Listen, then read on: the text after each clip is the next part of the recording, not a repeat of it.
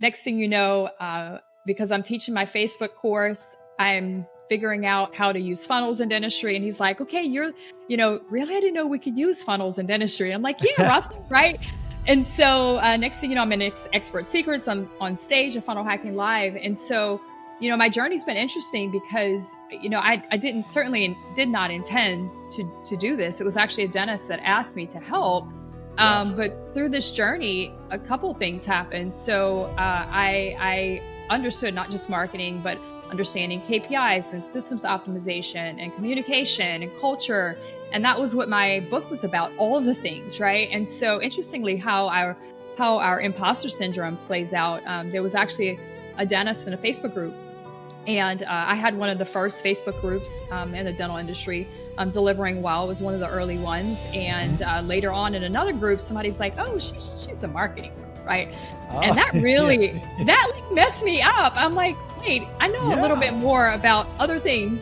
And so to prove to them, or maybe to myself, I started a coaching program. And so I started Delivering Well, and we've coached hundreds of practices to grow and scale. And so that was my identity for 8 years, right? So It was coaching, having conferences, and just really helping practices. And then that led me to start a software company called Dental Flix, where, we've got 80 speakers in there who are learning, or dentists are able to go. And then like 3 years ago, right, all of a sudden, the practices and my coaching program. So, well, what about the marketing? Who's going to help me now, right? And so I was actually with Russell in Mexico at a tiny mastermind. Garrett White was actually in the room with me. I know he's one of your mentors as well. There were like 8 of us in the room. Dr. Benjamin Hardy was in the room with us. And I was like, okay. And they were saying, what's the problems? What are people saying now? I'm like, they need help with marketing. And so all of a sudden the tap came, right? And I just silenced myself, and I heard, if you don't help your colleagues with marketing, who's going to do it? And so I was like, okay. And so 3 years ago, we started Digital Floss.